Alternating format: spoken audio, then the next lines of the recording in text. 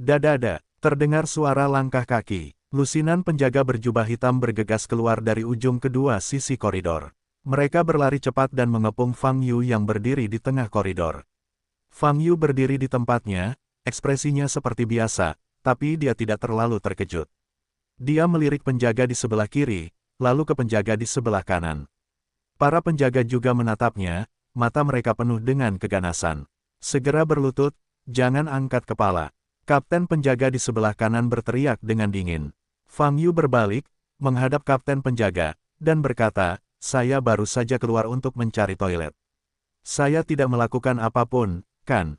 Diam, kapten penjaga itu berteriak lagi dengan wajah dingin, aku sudah mengatakannya lagi, segera berlutut. Binatang buas yang mengerikan, berani masuk ke paviliun Ningyu kami. Sungguh keberanian, Teran, mata Fang Yu sedikit berkedip. Saat ini, kelompok penjaga di depan memberi jalan. Seorang wanita cantik membawa seorang gadis ke depan. Gadis itu adalah yang dipilih oleh Fang Yu. Saat ini, wajah gadis itu pucat, kepalanya menunduk, dia tidak berani menatap langsung ke arah Fang Yu, tubuhnya yang halus sedikit gemetar. Fang Yu mengerutkan kening dan menatap wanita cantik itu. Kamu mengatakan ini padanya secara pribadi, dan kamu juga mengambil inisiatif untuk menunjukkan bagaimana berpura-pura menjadi dewasa, kan? Kamu anjing yang besar, berani bergaul dengan paviliun Ningyu kami, tahukah kamu di mana ini? Kamu sedang mencari kematian. Wanita cantik itu mengangkat bola matanya, nadanya masam dan kejam. Dia menatap Fang Yu, matanya penuh penghinaan dan kedinginan. Dia adalah kepala paviliun Ningyu, Qian Ningyue. Paviliun Ningyu hanya menghibur para biksu klan surgawi, dan tidak pernah menghibur kelompok etnis lain, terutama manusia. Manusia bahkan seharusnya tidak bisa memasuki kota kerajaan. Bagaimana dia bisa masuk ke paviliun Ningyu? Apa yang dia katakan? Bagaimana dengan buktinya? Fang Yu berkedip dan bertanya. Bukti? Tidak perlu bukti. Bibir merah cerah Qian Ningyue sedikit melengkung, dan tersenyum dingin, menurutku kamu adalah ras manusia, kamu memang. Berlutut, kapten penjaga itu berteriak lagi. Pada saat yang sama, dia berjalan beberapa langkah ke depan, meletakkan tangannya di sarung yang melingkari pinggangnya, dan hendak menariknya keluar. Buang dia dan serahkan ke penjaga kota kerajaan, biarkan dia mengalami apa itu keputusasaan. Qian Ningyue mengertakkan gigi dan berkata dengan kejam, suku manusia, berani membuat masalah di paviliun Ningyu kita. Aku harus membuatmu membayar paling banyak. Harga yang menyakitkan. Fang Yu melirik gadis di sebelah Qian Ningyue dan menghela nafas diam-diam. Laporan kecil itu juga diputar terlalu cepat. Hanya saja Fang Yu bisa memahami pikiran gadis itu. Sungguh suatu peristiwa besar bertemu dengan umat manusia yang menyelinap ke kota raja dan menyelinap ke paviliun Ningyu. Tidak peduli apa yang dikatakan Fang Yu, dia hanyalah seorang kenalan baru, sama sekali tidak dapat dipercaya. Dan kemudian, jika sesuatu benar-benar terjadi, dia mungkin juga akan terlibat. Begitu identitas seperti dia terlibat, itu pasti merupakan kejahatan besar. Umat manusia tidak memiliki status di kota kerajaan dinasti Genji, bahkan kalah dengan ternak. Jika demikian, lebih baik laporkan lebih awal dan bersihkan hubungan. Jangan berlutut, kan? Aku memotong kakimu. Menurutku kamu tidak bisa berlutut. Kapten penjaga itu menyeringai, menunjukkan senyuman kejam, dan menghunus pedang panjang dari pinggangnya. Fang Yu berdiri diam dan tidak bergerak. Rintik. Saat ini, dua pintu ruang samping tiba-tiba terbuka. Kapten penjaga, serta wanita cantik Qian Ningyue di belakang, semuanya mengubah wajah. Mereka melihat kedua sosok yang muncul di ruangan itu, dan segera menundukkan kepala memberi hormat. Temui Tuan Sinan, Komandan Yu. Fang Yu juga melihat ke samping. Lalu, dia melihat dua pria. Laki-laki di ruangan sebelah kiri berpakaian mewah, dengan aura megah, dan wajahnya tidak marah dan agung, dengan nafas seorang atasan. Pria di ruangan sebelah kanan memiliki wajah kasar dan baju besi emas gelap, tapi ikatannya setengah terbuka dan terlihat agak acak-acakan. Pada saat ini, kedua pria ini juga melihat ke arah Fang Yu, memperhatikan dengan seksama. Apa yang telah terjadi? Pria berwajah kasar itu bertanya. Komandan Yu, maaf mengganggu yaksing Anda, tetapi ada sesuatu yang terjadi di sini. Qian Ningyue segera menjelaskan, apakah ini seorang individu? Pria lain bertanya. Saat ini, Fang Yu juga menatap pria ini. Ya, Tuan Sinan, dia adalah suku individu, cukup berani untuk menyelinap ke paviliun Ningyu kami. Qian Ningyue berkata dengan nada marah dan tatapan pahit di matanya, saya akan membuangnya dan mengirimnya ke Wang Cheng. Penjaga, apakah itu Sinan Zeng atau Yu Tianhai? Keduanya adalah orang yang sangat kuat. Keduanya datang ke paviliun Ningyu pada saat yang sama, dan mereka seharusnya diperlakukan dengan baik. Kebetulan suku manusia yang telah memakan isi perut hati beruang dan macan tutul ini berani bergaul dan membuat masalah, yang merusak mood kedua orang kuat itu. Pada saat ini, Qian Ningyue tidak sabar untuk menguliti dan merobek Fang Yu, meronta-ronta tulangnya dan mengubah abunya menjadi abu. Dua orang dewasa, kami akan membersihkan suku manusia ini sekarang, tolong dua. Qian Ningyue berkata sambil tersenyum sebagai kompensasi. Tangani dengan cepat. Yu Tianhai melambaikan tangannya, terlihat tidak sabar. Ya, Qian Ningyue memandang kapten penjaga. Kapten penjaga membawa pedangnya dan berjalan ke depan. Tunggu sebentar. Pada saat ini, Sinan Zeng tiba-tiba mengangkat tangannya dan memanggil untuk berhenti. Kapten penjaga itu tertegun dan segera berhenti. Qian Ningyue dan Yu Tianhai memandang Sinan Zeng, tetapi Sinan Zeng menatap lurus ke arah Fang Yu, matanya terus berkedip. Kamu familiar. Sinan sedang menatap Fang Yu, sedikit menyipitkan matanya, dan berkata. Fang Yu dan Sinan saling memandang tanpa rasa takut, dan menjawab, benarkah? Ternyata keduanya saling kenal. Ekspresi Yu Tianhai dan Qian Ningyue berubah. Ya, aku ingat, aku mengenalimu. Sinan sedang menatap Fang Yu dengan sedikit senyum di bibirnya. Senyuman ini dipenuhi dengan sikap dingin, bercanda, dan niat membunuh yang telanjang. Dia mengenalinya. Inilah Fang Yu yang menghancurkan cabang garis keturunan kota kuno Datong. Itu adalah tugas manusia terkutuk yang sedang dia persiapkan untuk dihadapi. Alasan Sinan Zeng datang menemui Yu Tianhai adalah untuk membiarkan Yu Tianhai membantu dan bekerja sama dengannya. Tapi sekarang, Fang Yu benar-benar muncul di hadapannya seperti ini. Ini sangat mudah. Mengapa Fang Yu muncul di tempat ini? Bagaimana cara memasuki istana? Sinan Zeng tidak peduli sama sekali sekarang. Dia hanya tahu bahwa target yang dia cari, berinisiatif mengirimkannya kepadanya. Lalu, dia bisa menghemat banyak waktu. Saudara Zeng, ini, Yu Tianhai memandang Sinan Zeng dengan ekspresi bingung di wajahnya. Komandan Yu, orang ini adalah ras manusia yang saya sebutkan sebelumnya dan meminta Anda untuk lebih memperhatikannya, jawab Sinan Zeng. Itu dia, Yu Tianhai menunjukkan ekspresi heran. Komandan Yu, karena anak ini muncul atas inisiatifnya sendiri, tidak perlu melakukan hal-hal yang saya minta Anda lakukan sebelumnya. Sinan tersenyum positif dan berkata, kamu bisa terus bersenang-senang di sini, aku harus mengurus semuanya dulu. Saudara, Zeng, kamu ingin membawanya kemana? Mengapa kita tidak membawanya kembali ke penjaga di kota kerajaan? Yu Tianhai bertanya, dia menyinggung klan Sinan kita, tentu saja aku harus membawanya kembali ke kota utama kita sebelum membuangnya. Sinan menyipitkan matanya, lagi pula, sangat tidak pantas melakukan sesuatu di kota raja. Aku tidak mau untuk diambil oleh klan besar lainnya. Lihatlah leluconnya, tidak apa-apa, lalu lakukan apa yang dikatakan saudara Zeng, saya tidak peduli tentang ini, biarkan saudara Zeng yang menanganinya. Yu Tianhai mengangguk dan menjawab. Dia awalnya menawarkan sedikit bantuan kepada Sinan Zeng. Namun karena Sinan mengira ini adalah urusan keluarga marga Sinan, maka ia tidak memaksakannya.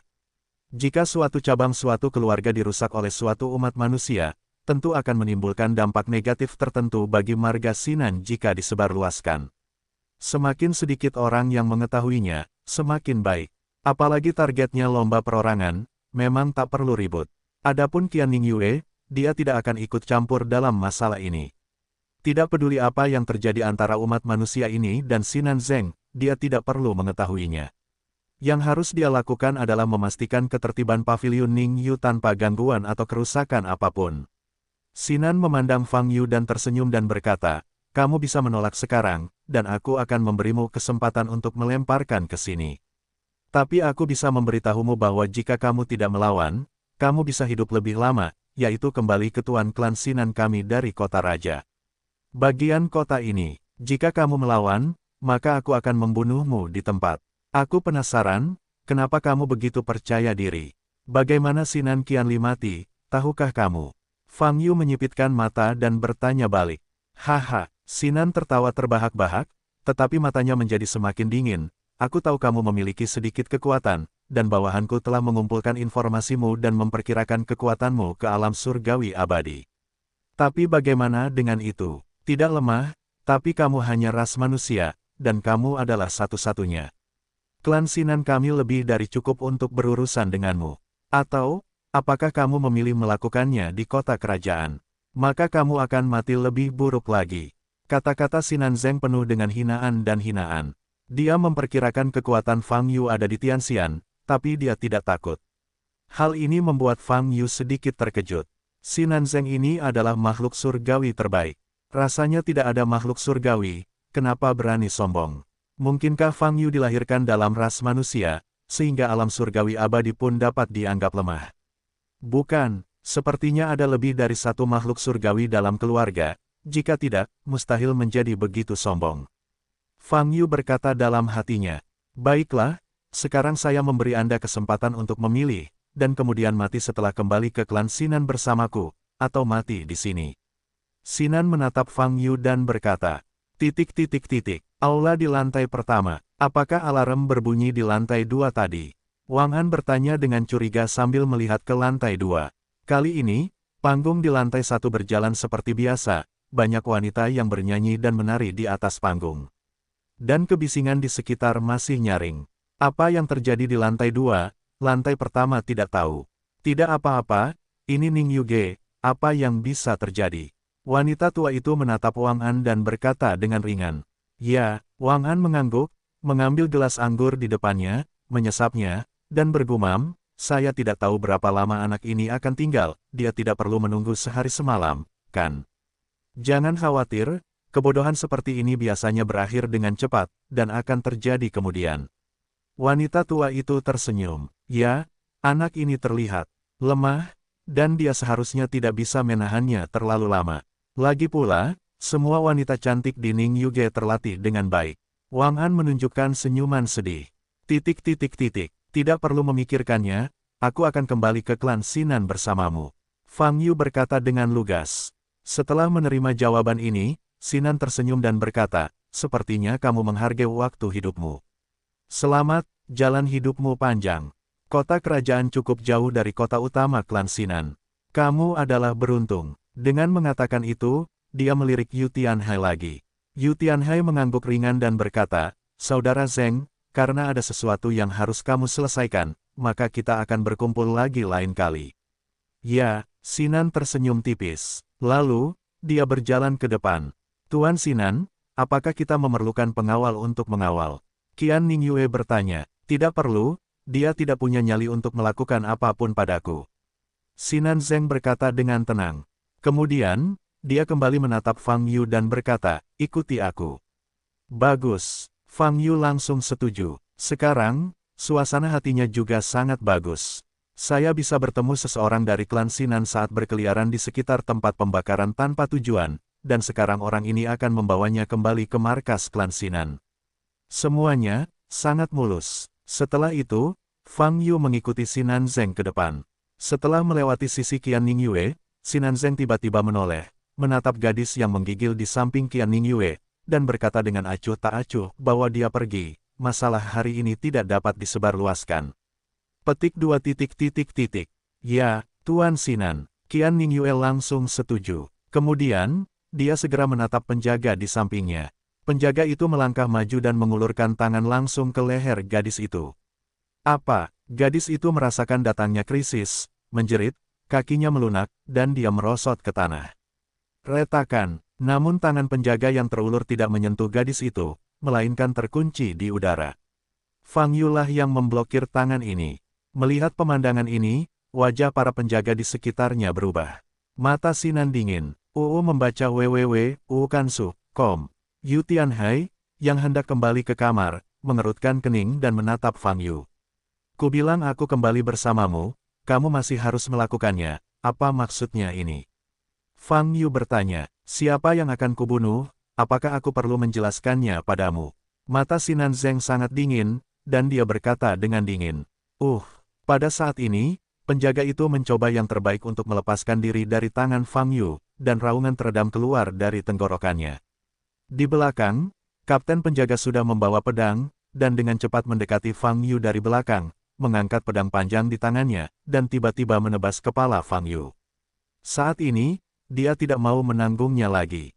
Suku manusia biasa, berani sombong di depan mereka. Wow, pedang panjang itu dipotong dari udara dan diarahkan langsung ke kepala Fang Yu. Yah, kamu memaksaku untuk berhenti pergi ke klan Sinan.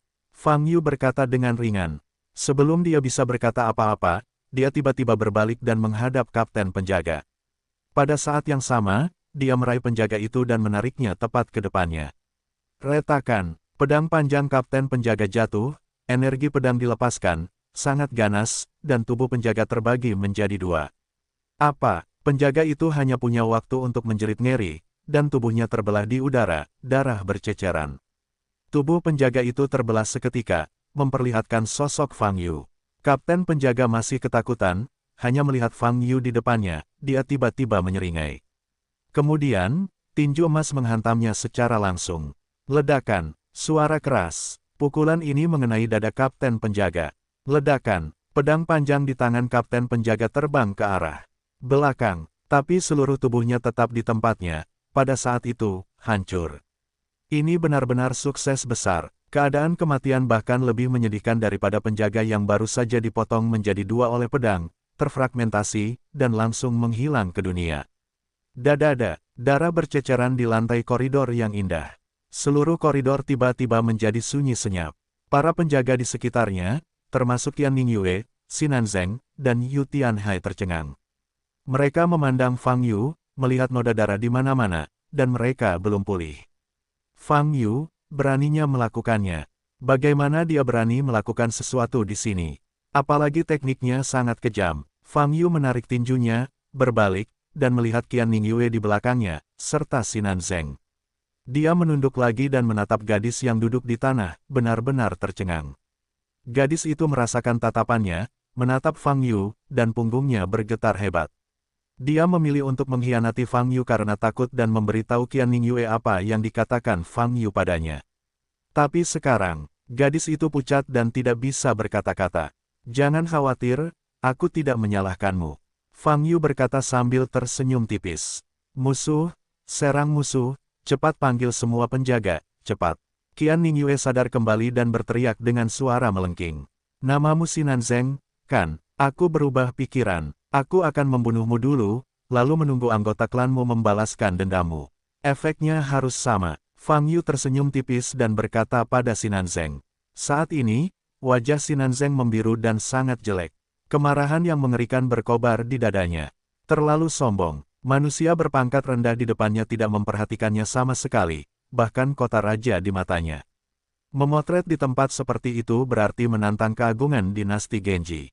Dia harus dibunuh. Untuk ia, ledakan, Sinan melepaskan kekuatan abadi di tubuhnya. Panggil penjaga secepatnya dan bunuh manusia bajingan ini. Bunuh dia di tempat. Qian Ningyue panik dan takut, menghentakkan kaki dan berteriak. Dia belum pernah menemui hal seperti itu. Ini adalah kota kerajaan. Umat manusia berani membunuh penjaga di depan mereka.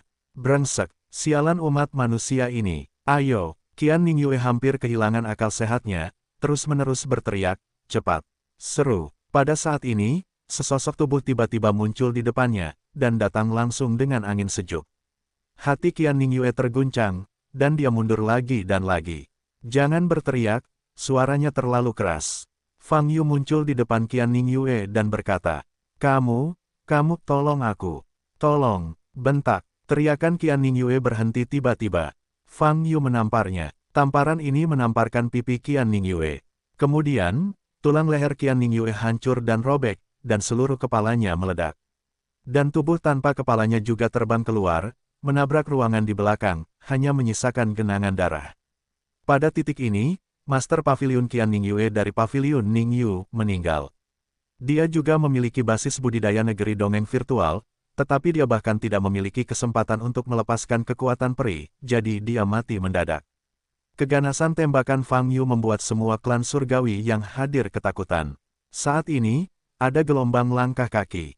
Sejumlah besar penjaga dari Pavilion Ningyu bergegas ke lantai 2, dikelilingi oleh bulu lainnya. Ah! Sinan mengeluarkan raungan marah, dan kekuatan abadi di tubuhnya dilepaskan sepenuhnya. Saudara Zeng, jika kamu melepaskan semua kekuatan abadi di kota, kamu akan. Pada saat ini, ekspresi Yu Tianhai berubah drastis, dan dia segera mengingatkannya. Mendengar kata-kata tersebut, ekspresi Sinan Zeng berubah. Tetapi pada saat kesurupan ini, Fang Yu sudah muncul di belakangnya. Kenapa, kota, rajamu masih memiliki persyaratan yang sulit untuk melepaskan semua kekuatan abadinya? Itu terlalu tidak masuk akal, tapi itu bukan urusanku. Suara Fang Yu sambil tersenyum terdengar di telinga Sinan Zeng. Sinan kaget, dan segera berbalik, sekaligus mengembunkan segel untuk membela diri. Namun, saya tidak tahu kapan. Pedang ilahi giok putih telah muncul di tangan Fang Yu. Darah merah menyebar pada bilah White Jade Excalibur. Retakan, bilahnya jatuh ke udara. Meskipun Sinan Zeng sudah melatih keterampilan tubuhnya, dia ingin pindah. Namun kecepatannya jelas terlambat. Ledakan, pedang ilahi giok putih menebas seketika dengan aura pedang ganas yang tak ada habisnya. Segel kental di permukaan tubuh Sinan Zeng runtuh hampir seketika. Dan separuh tubuhnya dihancurkan oleh pedang giok putih. Darah berceceran. Teriak Sinan keras, dan nafasnya seketika menjadi tidak teratur. Izinkan saya mengatakan bahwa Anda dibunuh oleh teman Anda yang merusak. Ini adalah momen kritis dalam hidup dan mati. Saya juga memperingatkan Anda untuk tidak melepaskan semua kekuatan peri. Bukankah ini berarti Anda mati? Setelah Anda masuk neraka, pikirkan tentang itu, apakah itu menyinggung? Fang Yu berkata, dengan cibiran di wajahnya, mengangkat pedang ilahi giok putih lagi, membuat tebasan lagi. Wow, pedang Qi meledak, retakan, dengan hanya separuh tubuhnya yang tersisa, Sinan Zeng menerima luka itu lagi. Aura pedang yang kejam menghancurkan sisa tubuh Sinan Zeng. Boom, pada saat ini, Xian Yuan tidak dapat menjaga tubuh fisik Sinan Zeng, terus-menerus hancur. Bang Long, setelah ledakan, Sinan musnah seluruhnya. Kekuatan abadi di tubuhnya, banyak teknik sihir kuat yang dia kuasai, bahkan tidak memiliki kesempatan untuk menggunakannya. Itu dia, tubuhnya mati. Melihat pemandangan ini, Yu Tianhai di samping membuka matanya lebar-lebar, tubuhnya menegang di tempatnya. Saat ini, dia benar-benar ketakutan. Dia tidak pernah menyangka akan melihat pemandangan ini dengan matanya sendiri. Sinan Zeng, pemimpin generasi ketiga klan Sinan saat ini dianggap sebagai pemilik rumah masa depan. Tapi dia, mati begitu saja. Dua pedang, terbunuh. Tidak mungkin. Bagaimana hal seperti ini bisa terjadi di kota kerajaan? Saat ini, seluruh otak Yu Tianhai tercengang. Sebagai komandan kantor penjaga kota kerajaan, dia tidak pernah membayangkan bahwa suatu hari dia akan menyaksikan hal seperti itu dengan matanya sendiri. Ras manusia di kota kerajaan, di depannya, membunuh temannya, calon kepala keluarga klan Sinan, Sinan Zeng. Ini, Yu Tianhai memandang Fang Yu tanpa kemarahan di matanya, hanya ketakutan dan kebingungan. Kenapa? Aku merasa sangat bersalah karena telah membunuh temanku. Fang Yu membawa pedang giok putih dan berjalan menuju Yu Tianhai. Bila Excalibur giok putih masih berlumuran darah Sinan Zeng. Pada saat ini, bilahnya dengan rakus menyerap kontrak darah, dan semakin banyak darah berdarah menyebar di permukaan bilahnya. Pedang Qi menjadi semakin ganas, dan niat membunuh menjadi semakin serius. Niat membunuh ini cukup untuk menelan pikiran seseorang. Bahkan Fang Yu agak terpengaruh saat ini, dan tembakannya menjadi sangat keras. Tentu saja, ini semua tentang membunuh lawan, tidak peduli apakah metodenya keras atau ringan. Pukulan sampai mati, pedang untuk ditebas sampai mati, atau penyiksaan sampai mati secara perlahan, tidak peduli bagaimana itu adalah kata mati. Yu Tianhai memperhatikan Fang Yu maju, lututnya melemah. Sinan Zeng memiliki basis budidaya abadi bumi tengah, tetapi dia tidak punya waktu untuk melepaskannya. He Yu Tianhai hanyalah puncak dari keabadian yang tumpul, bahkan bumi yang abadi, dan tidak ada peluang untuk bertahan hidup di depan Fang Yu. Memikirkan hal ini, kaki Yu Tianhai lemah, dan ketakutannya membuatnya langsung berlutut. Tinggalkan hidupku. Yu Tianhai memohon belas kasihan. Pemimpin penjaga kota kerajaan, berlutut di depan seorang biksu manusia. Belum menembak, jangan berkelahi. Adegan ini mengejutkan para penjaga di sekitar Ning Yuge. Mereka awalnya ingin menerima tembakan lawan Yu, tetapi saat ini mereka semua bingung. Tidak ada yang berani melangkah maju, tapi tidak berani mundur. Fang Yu berdiri di tempat, memegang pedang giok putih di tangannya. Bilah Excalibur giok putih telah menyerap banyak ki darah, dan darah berlumuran pada bilahnya, dan pedang ki menjadi semakin haus darah dan kejam. Fang Yu berjalan ke tubuh Yu Tianhai, dan tiba-tiba memasukkan pedang giok putih ke lantai. Ledakan, terdengar suara teredam, bila pedangnya menghantam tanah, dan energi pedang masih menyapu dan melepaskan, membuat orang ketakutan. Fang Yu memandang Yu Tianhai dengan dingin. Biarkan aku pergi, pertahankan hidupku, kamu, apapun yang kamu inginkan, aku bisa memberikanmu, pertahankan hidupku, pertahankan hidupku. Yu Tianhai ketakutan dan berlutut di tanah, terus-menerus memohon belas kasihan. Saat ini, dia tidak lagi peduli dengan etnis dan apa yang disebut wajah. Saat menghadapi kematian, semuanya hanya khayalan. Hanya hidup yang merupakan hal yang nyata dan berharga. Fang Yu memandang Yu Tianhai, lalu melirik penjaga di sekitarnya. Saat mereka melirik, wajah para penjaga berubah drastis, dan mereka segera mundur. Fang Yu tersenyum sinis, memandang Yu Tianhai yang berlutut di depannya, dan berkata, bukankah kalian para kultivator klan surgawi memiliki harga diri yang tinggi? Mengapa kamu begitu tidak berdaya, kamu berlutut sebelum bertarung? Petik 2. Jangan berani, aku tidak berani. Yu Tianhai membuka matanya lebar-lebar dan melihat pedang giok putih di tangan Fang Yu. Masih ada bau darah di sekelilingnya. Bau inilah yang membuatnya sadar, dan dalam benaknya ia terus mengingat tragedi pemenggalan Sinan dengan dua pedang. Di tengah pribumi, dia ditebas oleh dua pedang, dan tubuhnya hancur. Pemandangan seperti itu terlalu mengejutkan dan terlalu kejam. Fang Yu memandang Yu Tianhai dan mengangkat pedang panjang di tangannya lagi. Paviliun Ningyu, lantai pertama. Apa yang terjadi di lantai 2 telah mengguncang lantai 1. Sebagian besar klan surgawi yang mencari kesenangan tidak tahu apa yang terjadi di lantai atas, dan para penjaga serta diaken di lantai pertama Paviliun Ningyu membubarkan tamu-tamu ini. Tak lama kemudian, lantai dasar dibersihkan. Wang Han juga terpaksa meninggalkan Ningyu Ge dalam kekacauan itu. Dia berdiri di luar Paviliun Ningyu, melihat ke dalam dengan tatapan kosong. Apa yang telah terjadi? Apa yang terjadi di lantai 2? Ning Yuge belum pernah melihat situasi membubarkan tamu seperti ini sebelumnya. Bagaimana dengan anak itu? Dia juga ada di lantai 2, kenapa dia belum keluar? Jangan salah apa-apa, aku tidak punya uang sepeser pun. Ekspresi Wang Han tidak terlalu bagus, dan dia berdiri di depan pintu dan menunggu dalam diam. Lantai 2. Fang Yu telah mengangkat pedang ilahi giok putih ke atas kepala Yu Tianhai. Aura pedang dari White Jade Excalibur masih terus dilepaskan. Aura pembunuh memenuhi sekeliling. Fang Yu memiliki keinginan untuk membunuh semua makhluk di sekitarnya dengan satu pedang. Permusuhan telah berkobar di dadanya. Biarkan aku pergi, biarkan aku pergi. Yu Tianhai pingsan, menangis minta ampun. Fang Yu memegang pedang Dewa Giok Putih, bilahnya terus bergetar. Niat pedang mendesaknya untuk memulai dan memotong Yu Tianhai di depannya menjadi dua dengan pedang. Kemudian dia keluar lagi dan membantai para penjaga di sekitarnya. Hal ini sepertinya bisa mendapatkan kenikmatan yang berbeda. Mata Fang Yu berkedip, dan niat membunuh di pupilnya menjadi lebih dingin.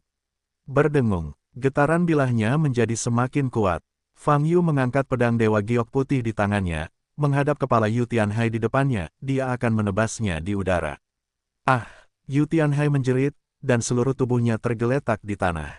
Namun, pedang giok putih itu melayang di udara, tidak bergerak.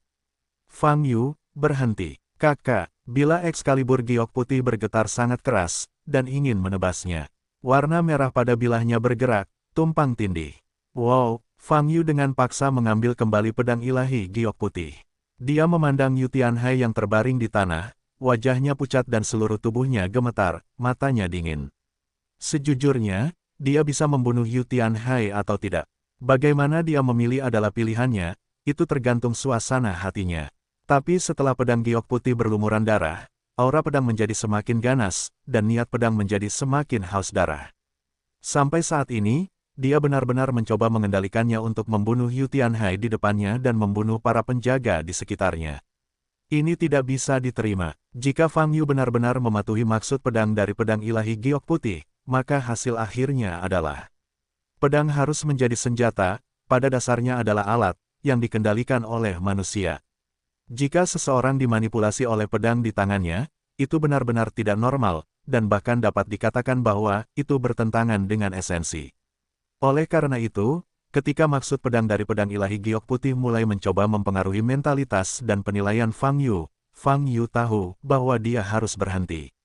Tidak masalah apakah Anda membunuhnya atau tidak di Tianhai. Yang penting dia tidak bisa mematuhi maksud pedang dari pedang Dewa Giok Putih, sehingga mendorongnya menjadi haus darah dan kehilangan kendali atas pedang itu. Bahkan pikiranku pun bisa terpengaruh. Pedang ini menjadi semakin seperti benda jahat. Ini jelas bukan pedang biasa. Mata Fang Yu berkedip dan berkata dalam hatinya. Pada saat ini, ada keheningan di sekitar. Fang Yu memandang Yu Tianhai yang sedang merayap di tanah, matanya bergerak sedikit, dan dia berlutut. Mulut Fang Yu sedikit terangkat dan berkata. Yu Tianhai mengangkat kepalanya dan menatap Fang Yu, dengan hanya ketakutan yang tak ada habisnya di matanya. Setelah sementara itu, Fang Yu menyelesaikan kontrak darahnya dan berdiri. Dia berjalan menuju gadis manusia di belakang. Pada saat ini, gadis teran itu masih duduk di tanah, benar-benar ketakutan. Memiliki pengaruh yang besar pada kognisinya. Melihat Fang Yu datang, dia tanpa sadar merasa takut, dan seluruh tubuhnya gemetar. Bagaimanapun, dia baru saja mengkhianati Fang Yu. Jika bukan karena identitas manusia yang dia berikan kepada kepala Qian Ningyue, Fang Yu tidak akan dikepung. Jangan bunuh aku, gadis itu memohon belas kasihan sambil menangis. Jangan khawatir, aku tidak akan membunuhmu. Aku sudah bilang padamu sebelumnya. Saya adalah ras manusia, untuk apa aku membunuhmu? Gadis itu memandang Fang Yu, tetapi dia menitikkan air mata dan tidak berani berbicara. Yah, ada banyak hal yang harus aku lakukan selanjutnya, dan aku pasti tidak bisa membawamu pergi sekarang. Fang Yu berkata, kamu tinggal di pavilion Ningyu untuk sementara waktu, dan aku akan menggulingkan seluruh kota kerajaan setelahnya. Ketika kamu ingin pergi, pergilah. Seperempat jam kemudian, di depan gerbang pavilion Ningyu, Fang Yu berjalan ke pintu. Fang Dasao, Wang An, yang telah menunggu di dekat pintu, segera berlari ke depan dengan senyuman di wajahnya, dan berkata, hei, untungnya kamu baik-baik saja. Kekacauan Ningyuge barusan, apa yang terjadi? Kamu mengatakan apa yang terjadi di lantai 2? Bertanya secara retoris. Ya, Ningyuge belum pernah mengalami situasi seperti ini sebelumnya. Itu hampir membuatku takut. Saya sangat khawatir ada yang salah dengan Dasao Fang. Bagaimanapun juga, Anda adalah orang asing. Tapi tidak ada yang baik-baik saja, hitung milikku kali ini. Aku akan membawamu ke tempat menyenangkan lainnya, kata Wang An sambil tersenyum. Tempat menarik lainnya, Fang Yu memandang Wang An dengan senyum aneh. Fang Dasao, aku tahu kecelakaan Ningyuge membuatmu merasa tidak bahagia, tapi aku jamin ini tidak akan terjadi lagi. Kata Wang An sambil menepuk dadanya. Tidak, aku hanya tidak tertarik dengan hal-hal ini, ada hal lain yang harus aku lakukan selanjutnya, kata Fang Yu. Nah, apa yang akan Tuan Fang lakukan selanjutnya? Kamu masih bisa menemanimu. Wang An berkata, apakah kamu ingin membeli barang atau ingin? Hal berikutnya yang ingin saya lakukan adalah, tunggu. Fang Yu menjawab dengan ringan, kamu tidak perlu pergi kemana-mana, cukup berjalan-jalan di sini dan tunggu. Siapa yang ditunggu Tuan Muda Fang? Senyuman Wang An sudah sedikit kaku. Dia awalnya ingin memberi lebih banyak uang pada Fang Yu. Tapi sekarang, Fang Yu sepertinya tidak puas dengannya. Tunggu anggota klan Sinan datang, atau mereka yang berkuasa dan berkuasa di kota raja. Fang Yu menjawab dengan senyuman di wajahnya. Klan Sinan, bangsawan di kota kerajaan. Wang An tertegun, melihat senyuman di wajah Fang Yu, tanpa sadar mengira dia sedang bercanda. Fang Dasao benar-benar bisa tertawa, kata Wang An. Apapun yang terjadi, terima kasih telah memimpin sebelumnya. Fang Yu menepuk bahu Wang An dan berkata. Wang An tertegun sejenak, lalu mengangguk, karena Tuan Fang tidak membutuhkan saya untuk memimpin, tolong bayar hadiah sebelumnya. Remunerasi, mata uang apa yang digunakan dinasti Genji? Fang Yu mengangkat alisnya dan bertanya. Mendengar pertanyaan ini, wajah Wang An sedikit berubah, dan dia menatap Fang Yu. Ekspresi Fang Yu sepertinya tidak bercanda. Wajah Wang An segera menjadi sedikit sulit untuk dilihat, dan dia berkata, Fang Dasao, apakah kamu bercanda? Cuma bercanda, Tidak, aku benar-benar tidak tahu mata uang apa yang digunakan dinasti Genji. Sudah kubilang sebelumnya bahwa aku berasal dari kota asing. Fang Yu tersenyum. Kamu, ekspresi Wang An menjadi sangat suram. Tanpa diduga, dia benar-benar melihat orang yang salah. Dia awalnya berpikir bahwa Fang Yu akan bisa memasuki kota kerajaan, dia harus menjadi tuan muda yang kaya di kota lain, dan dia akan menghasilkan banyak uang. Tapi sekarang saya tahu bahwa Fang Yu bahkan tidak tahu mata uang apa yang biasa digunakan di dinasti Yuan. Dengan kata lain, Fang Yu tidak berharga. Brengsek, dia membuang banyak waktu dan bahkan memposting salinan uang Ning Yuge. Bagaimana kamu bisa mendapat izin memasuki kota kerajaan padahal kamu datang dari tempat yang berbeda? Wang An bertanya dengan wajah pucat. Tentu saja dia menyelinap masuk dan menghindari pos pemeriksaan penjaga. Fang Yu menjawab, penjaga di kota kerajaanmu memang cukup ketat. Aku hampir tidak masuk. Menyelinaplah, baiklah, Fang Yu, biar ku beritahukan padamu, tidak ada makan siang gratis di dunia ini, aku akan menunjukkan jalannya padamu, memberitahumu begitu banyak informasi, kamu harus dibayar, tapi kamu jelas sedang bermain-main tipuan padaku sekarang.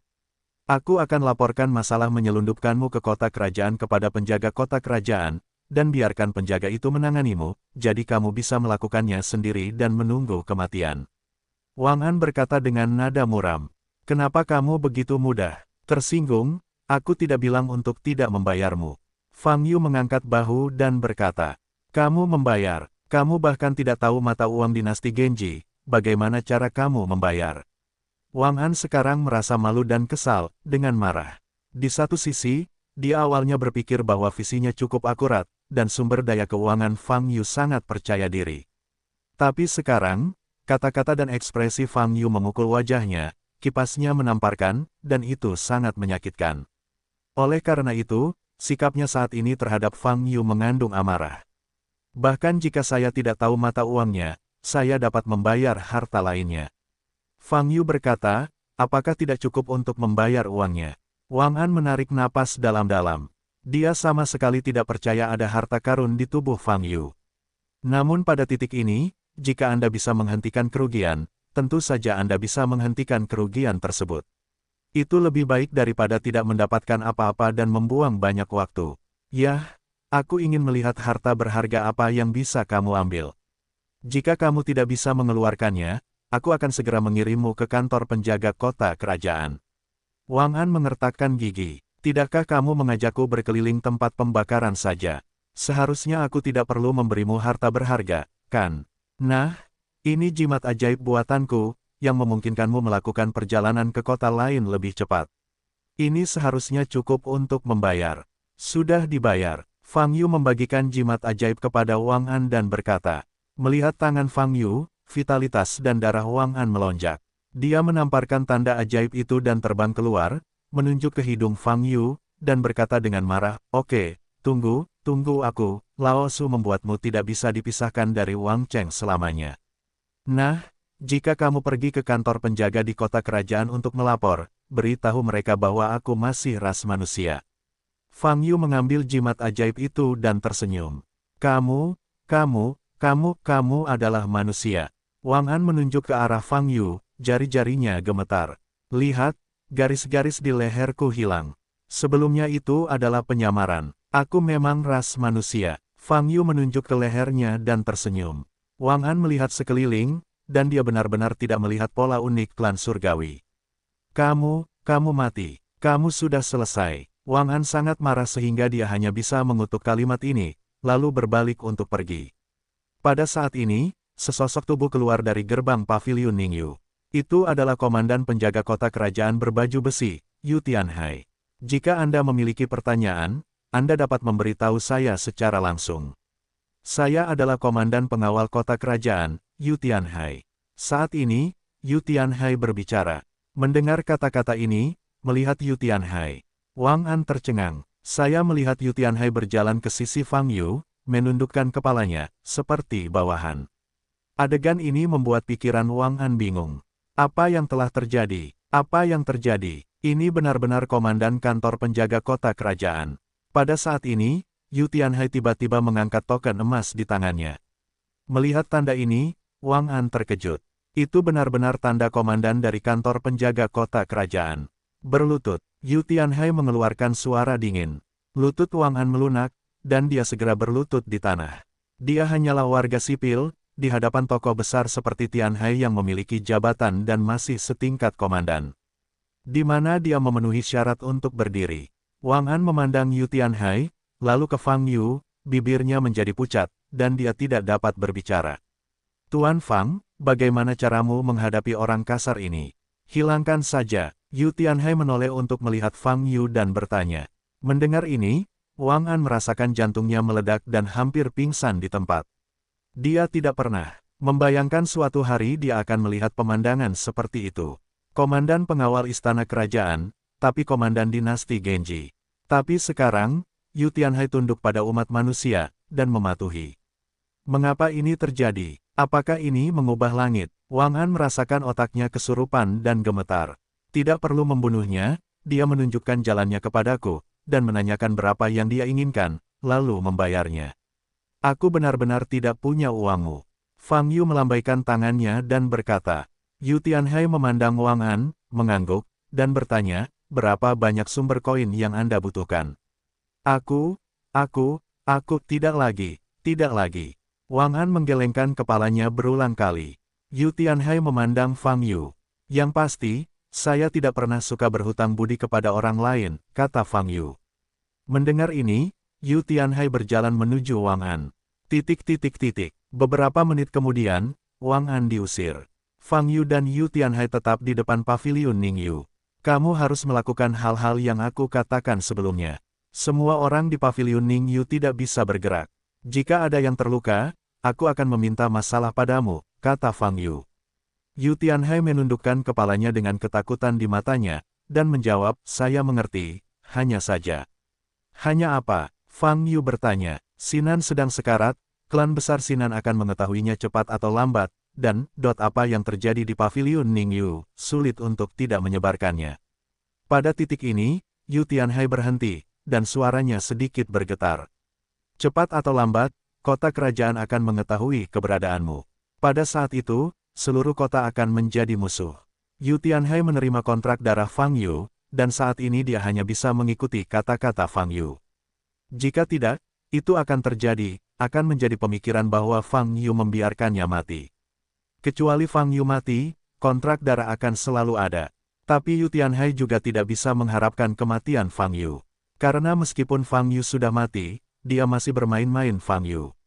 Itu adalah fakta yang sama yang tidak dapat diubah. Fang Yu sudah mati, dan Yu Tianhai akan dilikuidasi. Komandan Departemen Penjaga Kota Kerajaan terdengar seperti posisi yang bagus, cukup keras. Tapi di mata mereka kuat dan berkuasa di kota kerajaan, itu hanyalah kapten penjaga gerbang. Posisi seperti dia bisa diganti sesuka hati, bukan tak tergantikan, oleh.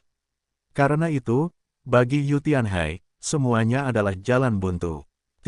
Jika Anda tidak menyetujui undangan Sinan Zeng, dan tidak datang ke paviliun Ningyu hari ini, alangkah baiknya jika tidak bertemu Fang Yu di depan Anda. Tapi semuanya sudah terjadi, tidak ada ruang untuk bermanuver. Yu Tianhai hanya ingin hidup lebih lama, dia hanya bisa mematuhi semua persyaratan Fang Yu. Kecuali dia menemukan kesempatan nanti dan menemukan orang kuat yang berjanji untuk menyelamatkan nyawa Fang Yu setelah kematiannya, dia akan memiliki kemungkinan untuk keluar. Tidak masalah jika kota ini penuh dengan musuh, menurutmu untuk apa aku di sini? Fang Yu berkata dengan tenang. Kalimat ini mengejutkan Yu Tianhai. Oke, selanjutnya ayo kita berkeliling di kota kerajaan, tunjukkan jalannya padaku, giliranmu melakukan apa yang dilakukan Wang An, kata Fang Yu. Ningyu Ge telah mengendalikannya. Wakil Master Pavilion mereka juga menerima kontrak darah Fang Yu. Oleh karena itu, Fang Yu akan segera mengetahui jika sesuatu terjadi pada Ningyu Ge. Saat ini, dia bisa berkeliaran, menunggu reaksi dari klan Sinan atau kota kerajaan. Di sisi barat kota kerajaan, di dalam kota utama klan Sinan. Di aula besar, ada meja berundak, bertumpuk satu sama lain. Dan di setiap lantai, ada item yang mirip dengan kartu roh, dan masing-masingnya bersinar dengan cahaya redup. Di bagian atas, pada langkah pertama, hanya ditempatkan 3 kartu. Ada 15 di lantai 2, dan lebih banyak lagi di lantai 3, 48.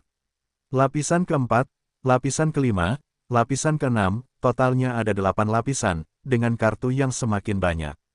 Ini adalah lentera langit setiap anggota klan Sinan. Kartu-kartu ini melambangkan vitalitas setiap anggota marga Sinan. Glowing, berarti semua normal pada member ini. Tapi begitu cahayanya menghilang, atau seluruh kartunya rusak, itu berarti lentera langitnya hilang dan nasibnya habis. Di depan meja yang banyak lampion langit ini, akan selalu ada penjaganya. Bawahan ini bosan melihat pemandangan di luar pintu.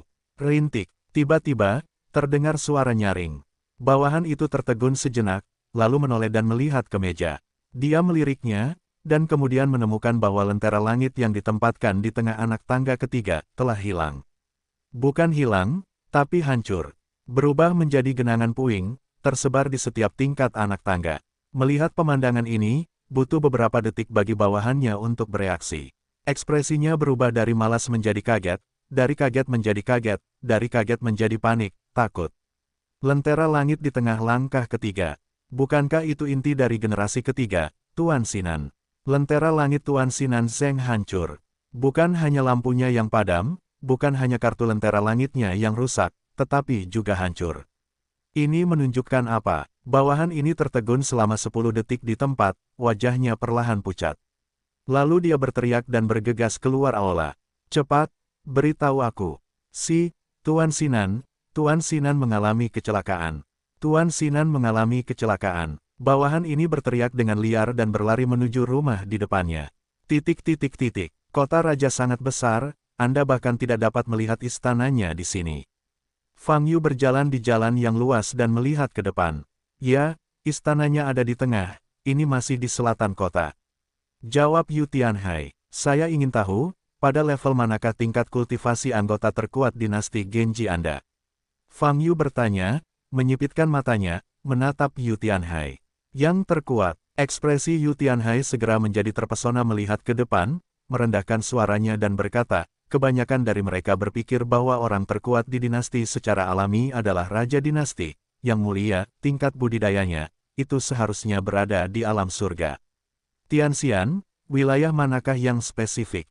Fang Yu bertanya, aku tidak tahu. Yu Tianhai menggelengkan kepalanya dan menjawab, Raja Yuan jarang bergerak, dan tidak ada yang tahu tingkat kultivasinya secara pasti. Kamu baru saja mengatakan bahwa kebanyakan dari mereka mengira mereka adalah Raja Yuan, artinya, ada beberapa yang mengira mereka bukan Raja Yuan. Fang Yu sedikit mengernyit dan bertanya, ya, rumornya sangat sedikit, tapi saya hanya berani mendiskusikannya secara pribadi. Suara Yu Tianhai direndahkan, dan dia melihat sekeliling sebelum berani melanjutkan. Beberapa orang berpikir bahwa Taisi saat ini adalah orang terkuat di dinasti Genji, dan budidayanya juga berada di alam surgawi abadi. Menguasai, mata Fang Yu bergerak sedikit. Ya, Taisi adalah bawahan paling terpercaya dari Yang Mulia Raja Yuan. Mereka berperang bersama dan mendirikan dinasti-dinasti Yuan. Taisi adalah pahlawan terhebat. Yu Tianhai berkata, hanya saja, hubungan mereka dalam beberapa tahun terakhir tampaknya agak terasing, dan ini juga disebabkan oleh rumor seperti ini dari dinasti atas dan bawah. Anda tampaknya memahami hal-hal ini dengan cukup baik. Fang Yu mengangkat alisnya. Meskipun posisi saya rendah, tetapi saya harus naik dari waktu ke waktu, secara alami saya dapat mendengar angin. Yu Tianhai menjawab dengan suara rendah. Taisi adalah yang paling terpercaya bawahan Raja Yuan. Berapa tingkat klan besar yang mendirikan dinasti, seperti klan Sinan? Fang Yu bertanya, ada 38 pahlawan, dan kota utama mereka dibangun di sisi timur dan barat kota kerajaan. Yu Tianhai menjawab, status mereka secara alami tidak dapat dibandingkan dengan Taisi. Raja Yuan tidak mempercayai mereka sama sekali. Kota-kota utama klan-klan besar ini terletak di kedua sisi kota kerajaan, bukan di daerah lain, hanya untuk memudahkan kontrol dan mencegah klan-klan besar ini memberontak. Tidak ada satupun dari suku-suku besar ini yang bisa dipercaya. Fang Yu bertanya sambil menyipitkan mata. Ya, bawahan yang sangat dipercaya oleh Yang Mulia Yuan Wang dulunya adalah Taisi. Tapi dalam beberapa tahun terakhir, saya khawatir bawahan itu telah menghilang. Dia hanya mempercayai dirinya sendiri. Yu Tianhai berbisik. Mata Fang Yu sedikit berkedip. Tampaknya hanya setelah mendapatkan kota kerajaan kita dapat mengetahui situasi sebenarnya dari dinasti Genji.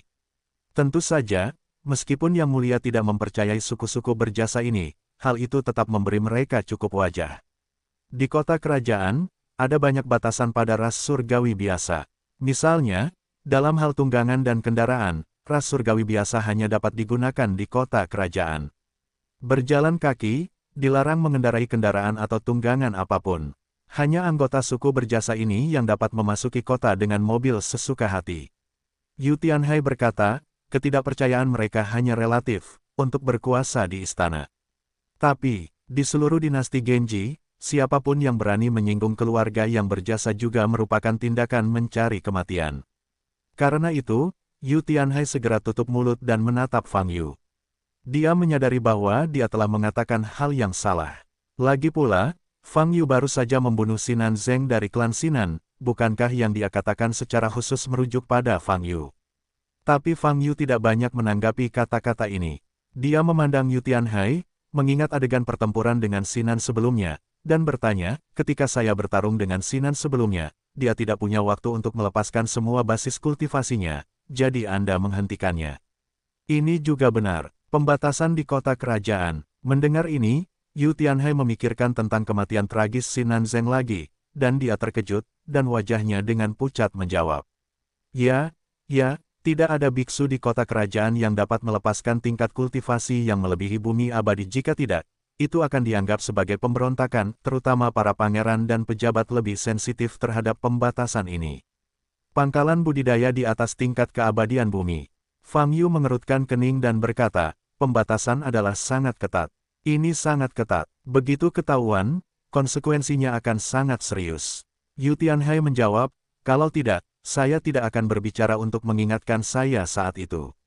Yu Tianhai tidak mau memikirkan apakah Sinan Zeng benar-benar dibunuh olehnya. Tetapi pada saat itu, dia secara tidak sadar mengingatkan Sinan Zeng akan hal ini. Kultivasi macam apa Sinan itu? Fang Yu bertanya. Peri bumi, jawab Yu Tianhai. Itu hanya peri bumi. Kenapa dia berani sombong? Fang Yu mengangkat alisnya dan berkata, dia adalah peri bumi, kenapa dia terlihat begitu percaya diri di hadapanku? Saya pikir dia memiliki beberapa kartu hall pada awalnya. Mungkin, dia tidak menyangka. Yu Tianhai menjawab dengan wajah pucat. Sebelum kematian tragis Sinan Zeng, dia tidak pernah menyangka bahwa Fang Yu ini akan memiliki kekuatan yang begitu kuat. Bukankah itu hanya ras manusia? Dalam kognisi mereka, ras manusia adalah budak, sekelompok budak yang berlutut di tanah dan tidak berani mengangkat kepala. Ini adalah kota kerajaan. Kota utama klan Sinan ada di dekatnya, dan masih ada beberapa orang kuat dari tingkat keabadian surgawi yang duduk di klan tersebut. Mungkin inilah sumber kepercayaan Sinan Zeng. Hanya saja Sinan Zeng tidak menyangka tembakan Fang Yu akan begitu berani dan tegas. Nyawanya langsung hilang, dan tidak ada ruang untuk bermanuver. Jalan kami terus bergerak maju, dan kami akan segera mencapai pusat Wangcheng. Jawab Yu Tianhai. Dadada, saat ini, ada kursi sedan lain yang ditarik oleh 5 ekor kuda putih di pinggir jalan dan dengan cepat berlari melewatinya. Rasanya kota rajamu cukup sibuk, dan ada banyak orang besar. Belum lama ini aku tiba di kota raja, dan aku melihat banyak mobil lewat, kata Fang Yu. Biasanya jumlahnya tidak banyak, hari ini lebih istimewa, kata Yu Tianhai. Oh, kenapa istimewa? Fang Yu bertanya dengan ragu. 3 hari terakhir adalah pesta kebun tahunan di Wangcheng. Tempatnya di Tianzongyuan di kota, kata Yu Tianhai. Pesta kebun. Fang Yu mengerutkan kening. Ya, ini sebenarnya adalah pertemuan besar para pangeran dan penguasa, biasanya oleh berbagai klan yang berjasa, atau anak-anak menteri dinasti, yaitu generasi muda, kata Yu Tianhai. Apa sifat dari pesta kebun ini? Apakah hanya berjalan-jalan di taman surgawi itu, dan hanya sekedar jalan-jalan? Fang Yu bertanya. Sifatnya adalah persahabatan. Pada titik ini, Yu Tianhai melihat sekeliling lagi, merendahkan suaranya, dan menjelaskan, seperti yang saya katakan sebelumnya, Raja Yuan tidak mempercayai bawahannya, termasuk Taixi, termasuk berbagai suku yang berjasa. Oleh karena itu, dia juga memaksakan larangan, tidak membiarkan klan besar dan menteri memiliki terlalu banyak persinggungan. Bahkan di antara klan besar, tidak bisakah mengadakan pertemuan biasa di hari kerja? Fang Yu bertanya dengan heran. Ya, meski larangan itu tidak mengatakan bahwa tidak boleh ada persimpangan sama sekali, tapi sikap yang mulia sangat jelas, siapa yang berani menantang otoritas yang mulia. Putuskan saja, agar tidak menimbulkan masalah yang lebih besar. Jawab Yu Tianhai, mengapa Sinan Zeng bisa bertemu denganmu? Fang Yu bertanya, tadi sudah saya katakan bahwa jabatan yang saya emban sebenarnya sangat rendah, dan itu sama sekali bukan menteri. Yu Tianhai tersenyum pahit, jadi, bersamaku bukanlah pelanggaran terhadap larangan yang mulia. Kalau begitu pesta kebun ini. Fang Yu menyipitkan mata sedikit. Pameran taman adalah pertemuan tahunan berskala besar yang diusulkan oleh Taisi, mengatakan bahwa generasi muda harus melakukan sedikit pertukaran. Proposal ini disetujui oleh Yang Mulia. Jadi, sudah menjadi kebiasaan di kota kerajaan. Yu Tianhai berkata, tentu saja, hanya ada 3 hari di setiap sesi. Setelah jangka waktu ini, generasi muda di antara klan besar ini tidak dapat berkomunikasi secara pribadi. Petik 2. Fang Yu tersenyum sedikit dan berkata, sepertinya Raja Yuan tahu bahwa pendekatannya terlalu ketat. Setelah memberikan tongkat, dia memberi permen kecil untuk menunjukkan bahwa dia sebenarnya cukup tercerahkan. Yu Tianhai tidak menjawab. Membahas sumber raja di kota raja sendiri merupakan perilaku yang sangat berisiko. Memberitahu Fang Yu begitu banyak sungguh tidak berdaya. Adapun usulan Taisi untuk mengadakan pesta kebun, sebenarnya masih banyak tafsir lain di pengadilan.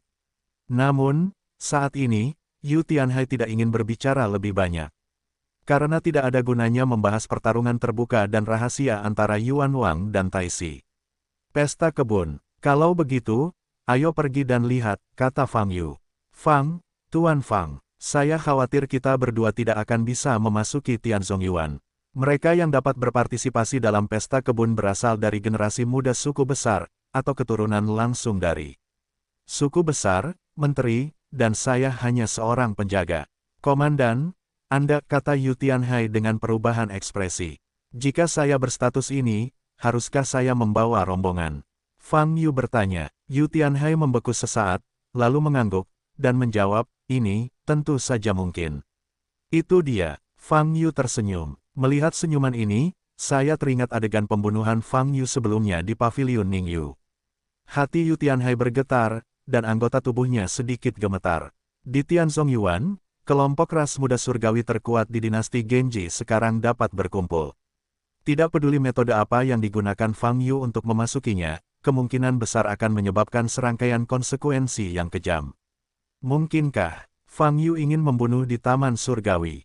Jika dia benar-benar melakukan ini, dia akan bersamanya, yang setara dengan pergi ke Huangkuan bersama.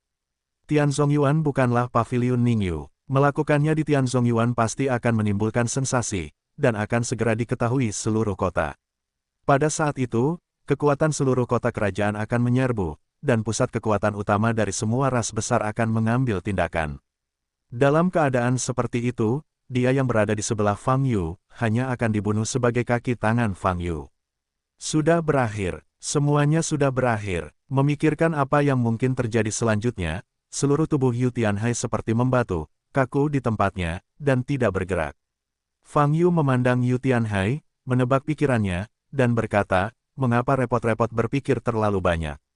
Kamu tidak ikut denganku. Kamu mati mendadak dan terus berjalan bersamaku. Tapi kemungkinan besar untuk bertahan hidup. Ini seharusnya sangat pilihan yang mudah. Mendengar ini, hati Yu Tianhai terguncang, dan lapisan keringat dingin muncul di dahinya. Tidak ada keraguan bahwa kata-kata Fang Yu adalah ancaman yang terang-terangan. Ini berarti jika dia tidak mau menemaninya ke Taman Surgawi, lalu dia akan mati sekarang. Menghadapi ancaman ini, Yu Tianhai tidak melakukan apa-apa. Harap Anda mencoba untuk tidak melakukannya di Taman Surgawi, Anda melakukannya di sana. Benar-benar tidak ada jalan untuk kembali, kecuali Anda membantai semua pejabat di kota kerajaan, tidak mungkin untuk pergi. Tempat itu, Yu Tianhai menyeka keringat dingin di dahinya dan berkata dengan suara pelan. Itu tergantung pada situasi spesifiknya. Fang Yu tersenyum dan berkata, seringkali saya tidak ingin bergerak, pada awalnya, tetapi pada akhirnya saya melakukannya. Misalnya, ketika saya bertemu Sinan Zeng di Ningyuge, inilah situasinya. Petik 2. Yu Tianhai tidak berani berbicara lagi. Apa yang terjadi pada Ningyuge telah menjadi mimpi buruknya. Di bawah bimbingan Tianhai, Fang Yu segera datang ke kota. Tianzongyuan adalah taman besar dengan danau, pepohonan hijau, bunga, dan perbukitan di dalam. Pemandangannya sangat indah, seperti negeri dongeng. Pada saat ini, pasukan penjaga yang kuat ditempatkan di gerbang. Balok-balok kursi sedan berhenti di tanah datar di luar gerbang Tianzongyuan. Harus menunjukkan tandanya. Penjaga di sini sangat ketat, kita harus masuk. Yu Tianhai membawa Fang Yu ke sebuah gang kecil dan berbisik. Fang Yu tidak berbicara, mengayunkan tangan kanannya ke depan. Petik 2. Kilatan cahaya berkedip. Citra Yu Tianhai tiba-tiba berubah. Dia menjadi seorang kutu buku muda yang mengenakan pakaian abu-abu. Yu Tianhai tertegun sejenak, dan semburan cahaya bersinar di depannya. Segera, wajahnya berubah drastis, dan dia mundur beberapa langkah. Fang Yu saat ini menyamar sebagai Sinan Zeng. Sinan Zeng yang baru saja dipenggal olehnya. Baik penampilan maupun pakaiannya, sama persis dengan Sinan Zeng saat ini. Melihat wajah ini, Yu Tianhai teringat adegan di mana Sinan Zeng meninggal. Secara tragis, jantungnya berdebar kencang. Masalah kematian Sinan Zeng belum tersebar. Hanya sekarang dengan identitasnya, sulit untuk mengungkapkan apa yang terjadi. Adapun tanda-tanda yang perlu ditunjukkan, saya sudah mengamatinya sekarang, dan itu mudah untuk menyamarkannya. Fang Yu saat ini, melawan wajah Sinan Zeng, dia mengangkat tangan kanannya. Bas, dengan kilatan cahaya di telapak tangan kanannya, sebuah tanda emas gelap muncul. Selesai, kita akan memasuki taman sekarang. Fang Yu berkata, ayolah, jangan kaget. Setelah berbicara, Fang Yu meninggalkan gang dan berjalan menuju gerbang Tianzongyuan di kejauhan. Yu Tianhai, yang telah menjadi seorang pecinta buku, menarik napas dalam-dalam beberapa kali, mencoba menenangkan dirinya. Akankah aku mati di sini hari ini? Yu Tianhai memandang ke taman Tianzong di depan, mengertakkan gigi, dan mengikuti Fang Yu yang telah menjadi Sinan Zeng. Bersamaan, kedua belah pihak berjalan menuju Tianzongyuan. Segera, dia tiba di gerbang Tianzongyuan. Dua penjaga melangkah maju. Sebelum Fang Yu berbicara, kedua penjaga itu menundukkan kepala, mengepalkan tangan dan berkata, Tuan Sinan. Jelas sekali, mereka semua mengenali Sinan Zeng. Ya, Fang Yu mengangguk ringan, mengangkat token di tangannya, dan mengguncangnya dengan sangat cepat. Detail tokennya pasti bermasalah, jadi dia berusaha untuk tidak menampilkannya terlalu lama untuk menghindari kesalahan. Tuan Sinan, silakan masuk. Para penjaga di kedua sisi tidak terlalu peduli dengan token ini. Ini adalah kota kerajaan. Kelompok penjaga ini hanyalah sebuah bentuk. Di kota kerajaan, siapapun yang berani berpura-pura menjadi hantu adalah murni perilaku mencari kematian. Apalagi jika Anda datang ke Tianzongyuan untuk mati, tidak ada tempat untuk kematian. Fang Yu membawa Yu Tianhai dan melangkah ke Tianzongyuan. Ratusan penjaga menundukkan kepala dan memberi hormat, dan menyaksikan Fang Yu memasuki taman. Sesederhana itu untuk memasuki taman. Fang Yu menggunakan akal ilahi untuk menyampaikannya kepada Yu Tianhai. Yu Tianhai tidak mengatakan apapun. Saat ini, dia sudah gugup. Setelah memasuki taman, yang pertama adalah jembatan lengkung batu. Ada sebuah telaga hijau di hadapanku, dengan daun teratai berbagai warna mengapung di atas telaga, bersinar dengan cahaya redup. Bagaimanapun, ini adalah bidang yang besar, dan tumbuhan juga sangat berbeda dari bumi. Mungkin karena aura langit dan bumi yang kuat, vitalitas tanaman ini begitu kuat bahkan mampu menyerap aura tersebut dan memunculkan berbagai kecemerlangan. Sejujurnya, lingkungan ini, sulit untuk tidak mengingatkan Fang Yu akan kesenangannya menanam sayuran. Jika kamu membangun kebun sayur di dunia ini, kamu tidak tahu jenis sayuran apa yang bisa kamu tanam, sulit untuk mengatakannya. Mungkin tidak ada sayuran seperti itu di benua Yunyu, pikir Fang Yu sebagai dia berjalan ke depan. Danau ini sangat besar. Setelah melewati jembatan batu lengkung, Anda bisa melihat banyak jalan setapak yang dibangun di atas danau, serta sebuah pendopo di kejauhan. Meskipun jaraknya jauh, masih mungkin untuk melihat banyak ras surgawi telah berkumpul di paviliun itu. Dan kelompok klan surgawi ini adalah anak-anak kuat di mulut Tianhai. Dari berbagai keluarga berjasa, berbagai keluarga menteri. Bisa dibilang inti generasi muda seluruh dinasti Genji ada di sini. Fang Yu memilih datang ke Tianzongyuan karena ingin melihat tingkat komprehensif generasi muda dinasti Genji. Ayo pergi, Fang Yu berkata pada Tianhai. Yu Tianhai menunduk dan mengikuti di belakang.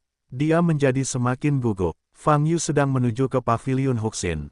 Ada banyak ras surgawi di sana. Jika bertemu dengan anak kuat yang lebih akrab dengan Sinan Zeng, mudah untuk muncul. Namun saat ini, dia tidak berani berkata apa-apa. Hanya bisa gigit jari dan mengikuti Fang Yu untuk bergerak maju. Fang Yu perlahan mendekati paviliun Huxin. Saat ini, dia bisa melihat pria dan wanita di paviliun. Paviliun ini cukup besar, dan berisi lebih dari 30 klan surgawi. Semuanya berpakaian mewah, dengan garis-garis jelas di wajah mereka. Dapat dilihat dari sini bahwa mereka semua adalah ras surgawi dengan kemurnian darah tinggi, dan status mereka juga tinggi. Pria dan wanita ini masih sangat muda, berbicara dan tertawa satu sama lain. Karena larangan Raja Yuan, mereka tidak dapat menghubungi satu sama lain sama sekali, dan hanya memiliki 3 hari setiap tahun untuk saling mengenal, berbicara, dan tertawa. Oleh karena itu, hubungan generasi muda ini sangat harmonis dan hampir tidak ada konflik. Ketika Fang Yu keluar dari paviliun, dia dengan cepat menarik banyak perhatian. Sinan Zeng, Tuan, beberapa pria dan wanita memandang Fang Yu dengan ekspresi terkejut. Sinan adalah generasi ketiga dari marga Sinan, dan di mata generasi muda sejati, ia sepenuhnya dianggap sebagai senior dan sesepuh. Masuk akal jika senior seperti Sinan Zeng tidak mau datang ke pesta kebun. Hanya saja sejak Sinan Zeng muncul, dia adalah seorang yang lebih tua, dan generasi muda ini secara alami menunjukkan rasa hormat yang cukup. Saya mendengar bahwa pria di depannya adalah Sinan Zeng Hou, dan banyak pria dan wanita yang hadir terkejut, lalu mereka berinisiatif untuk menyapa. Fang Yu memegangi punggungnya, mengangguk ringan, wajahnya acuh tak acuh. Tuan Sinan, mengapa Anda datang untuk berpartisipasi dalam pesta kebun? Seorang gadis berpakaian mewah berkedip dan bertanya dengan rasa ingin tahu. Tidak ada alasan khusus, hanya untuk membosankan, datang dan jalan-jalan. Jawab Fang Yu, berpura-pura bersuara rendah.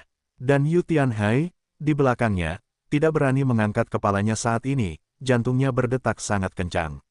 Ini terlalu berani, meminjam identitas tokoh besar yang baru saja dia bunuh untuk berpartisipasi dalam pesta kebun, dia berbicara di depan banyak anak yang berkuasa. Seandainya ketahuan, hehe, tersanjung sekali kami bisa menghadiri acara kumpul junior seperti Sinan, ucap seorang pemuda pula. Melihat Sinan Zeng, wajah anak-anak muda ini sebagian besar tidak wajar. Lagi pula, saya tidak mengenal mereka, dan mereka juga bukan satu generasi. Namun bagaimanapun juga, di tempat dengan hirarki ketat dinasti Genji, rasa hormat di permukaan harus dijaga. Kamu terus bicara, aku akan masuk ke dalam. Fang Yu berkata lagi. Setelah berbicara, dia meletakkan tangannya di punggung dan berjalan ke depan perlahan. Yu Tianhai dengan cepat mengikuti di belakang. Banyak pria dan wanita di paviliun juga merasa lega. Kenapa senioritas Sinan Zeng bisa ikut serta dalam pesta kebun? Saya belum pernah melihatnya sebelumnya. Iya, kenapa dia tiba-tiba datang ke pertemuan hari ini? Aneh sekali. Dia orang besar yang akan menjadi kepala rumah untuk menghadiri pertemuan junior kita. Apa gunanya? Mungkin sebentar, tinggalkan dia sendiri, mari kita lanjutkan membicarakan masalah kita. Setelah Fang Yu pergi, terdengar suara pelan lainnya di paviliun. Klan surgawi Anda sangat sopan, Fang Yu berkata kepada Yu Tianhai di belakangnya sambil berjalan di jalan di danau. Saat ini, Yu Tianhai sudah kesurupan. Tapi kekuatannya tidak terlalu bagus. Fang Yu menggelengkan kepalanya dan berkomentar. Di paviliun tadi, dia sebenarnya sengaja mengamati kekuatan para pejabat muda tersebut. Yang terkuat adalah alam peri virtual, dan bahkan peri yang membosankan pun belum menemukannya.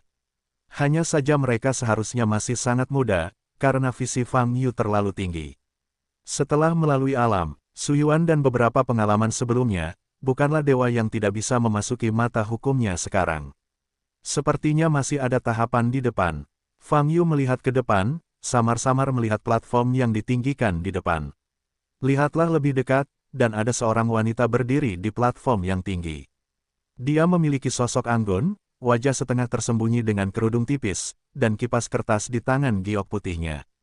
Pakaian di tubuhnya masih bersinar dengan sedikit cemerlang, seperti bintang bertitik, sangat indah dan menarik perhatian. Itu seharusnya adalah cucu dari Taisi, Han Miaoi. Yu Tianhai menjawab, karena pesta kebun diusulkan oleh Taisi, jadi setiap pekan raya taman. Seorang cucu perempuan, Han Miaoyi bertindak sebagai tuan rumah. Dia adalah cucu dari Taisi. Mata Fang Yu bergerak sedikit. Dari kejauhan, dia bahkan tidak bisa melihat ranah budidaya Han Miaoyi ini. Dan tubuh Han Miaoyi memancarkan aura yang sangat istimewa. Asal-muasal nafas ini, bukan sesuatu di tubuhnya, tapi dirinya sendiri. Apa alasannya? Memikirkan hal ini, Fang Yu masih berjalan maju. Di bawah platform tinggi, ada banyak pemuda dan pemudi berdiri. Mereka juga berasal dari keluarga klan atau menteri yang berjasa. Sebagian besar pria memandang Han Miaoyi di atas panggung, dengan kekaguman yang panas dan samar di mata mereka. Han Miaoyi memiliki wajah yang sangat sempurna, mata cerah dan gigi putih, seindah peri dalam lukisan. Namun penampilan bukanlah segalanya, yang lebih menonjol adalah temperamennya. Setelah basis budidaya mencapai level tertentu, penampilan dapat diubah sesuka hati. Tapi temperamennya tidak bisa diubah. Sebagai orang kedua dari dinasti, cucu dari Taisi, Han Miaoyi memiliki aura debu, dan dapat menarik sebagian besar perhatian tidak peduli apapun kesempatan yang dia datangi. Inilah yang membuatnya istimewa. Oleh karena itu, bahkan para wanita yang hadir pun menatap Han Miaoyi dengan kagum. Menjadi permata seperti Han Miaoyi membuat setiap wanita memimpikannya. Saat ini, Han Miaoyi telah menyelesaikan pidato dasarnya. Kemudian, dia mengangkat kepalanya sedikit dan melihat ke depan. Kebetulan bertemu dengan pandangan Fang Yu, yang sudah mendekat. Saat ini, mata Han Miaoyi sedikit menyipit. Fang Yu juga menatap Han Miaoyi. Ketika dia melihat lebih dekat, dia tiba-tiba menyadari ada yang salah dengan garis-garis di wajah dan leher Han Miaoyi. Adapun apa yang salah, dia tidak tahu untuk sementara waktu. Tuan Sinan Zeng, sedikit kejutan melintas di wajah Han Miaoyi, tetapi segera menunjukkan senyuman lembut, membungkuk hormat dan memberi hormat. Sinan juga datang ke pesta kebun kami, membuat gadis kecil itu tersanjung. Melihat perbuatan Han Miaoyi, banyak pria dan wanita yang hadir mengalihkan perhatiannya ke tubuh Sinan Zeng. Sinan Zeng, bukankah ini inti dari generasi ketiga klan Sinan? Kebanyakan dari mereka belum pernah melihat Dewa Sinan Zeng, tetapi mereka juga pernah mendengar nama ini. Saya baru saja datang ke sini dan berjalan-jalan saja. Fang Yu tersenyum. Han Miaoyi berjalan turun dari platform tinggi dengan postur yang anggun, mendatangi tubuh Fang Yu, membungkuk sedikit lagi, dan berkata, jika Tuan Sinan tidak menyukainya, gadis kecil itu bersedia menemani Tuan Sinan mengunjungi Tianzong Yuan, dan perkenalkan orang dewasa ke Tianzong Yuan. Pemandangannya, Han Miaoyi, yang berada di dekatnya, memancarkan aroma wangi. Dia berperilaku sangat sopan. Pantas saja dia bisa menjadi eksistensi Zhongxing Pengyue, bukan hanya karena dia adalah cucu dari Taisi. Ada yang harus kamu lakukan. Aku tidak akan mengganggumu, kata Fang Yu. Tidak, gadis kecil itu tidak punya pekerjaan lain.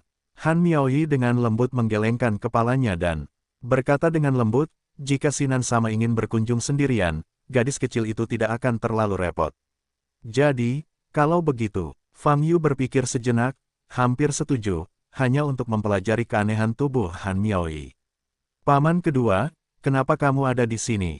Pada saat ini, suara laki-laki tiba-tiba terdengar dari samping. Kemudian, seorang pria muda berjubah platinum berjalan mendekat. Fang Yu memandang pria ini dengan mata aneh. Paman kedua, bukankah kamu pernah mencemooh pesta kebun kita di masa lalu? Mengapa kamu datang langsung ke pesta kebun hari ini? Pria itu bertanya dengan bingung. Fang Yu sedikit bingung. Dia tidak mendapatkan ingatan Sinan Zeng, dan dia tidak tahu siapa orang sebelum dia. Paman kedua, Fang Yu tidak menjawab, pria itu membuka matanya lebar-lebar dan maju selangkah lagi.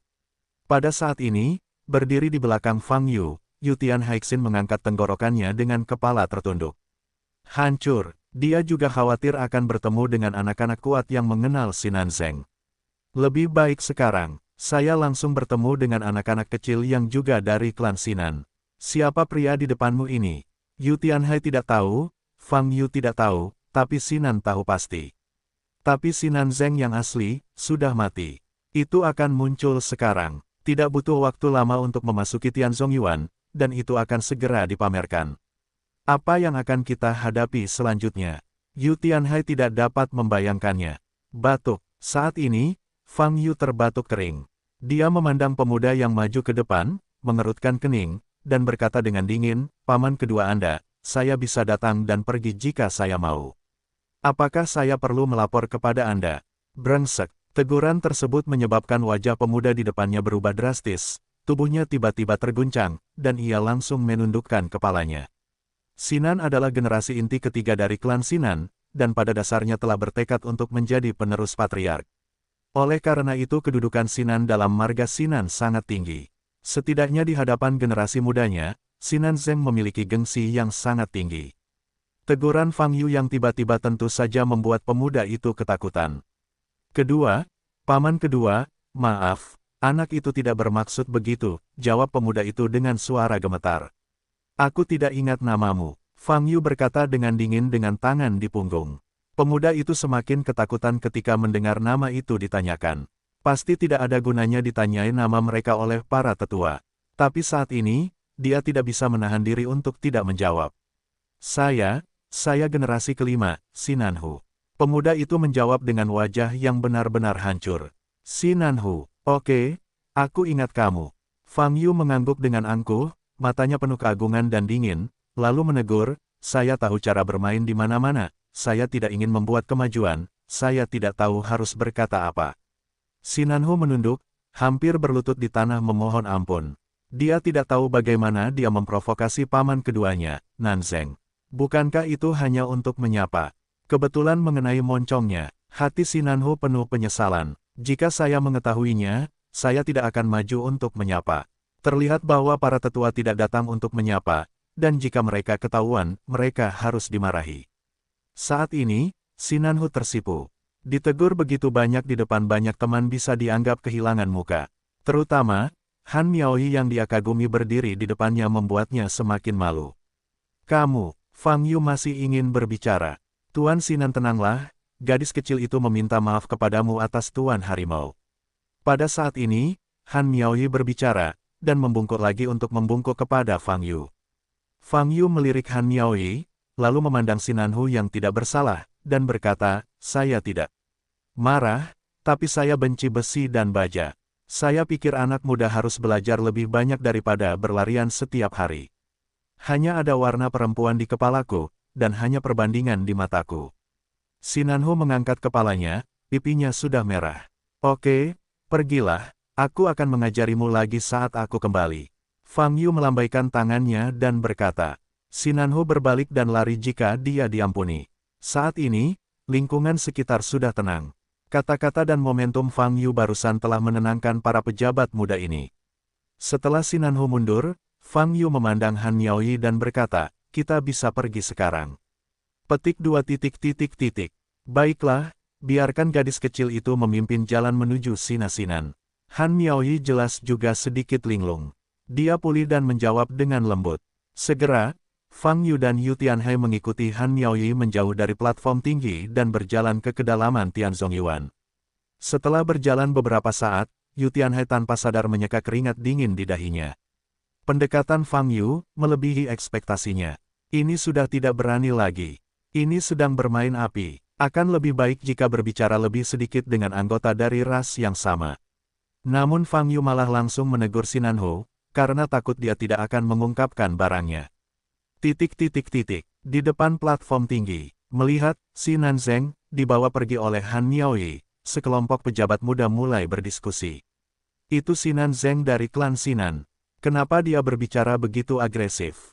Kenapa dia begitu marah saat mengkritik generasi muda kita? Ya, Sinanhu tidak melakukan kesalahan apapun.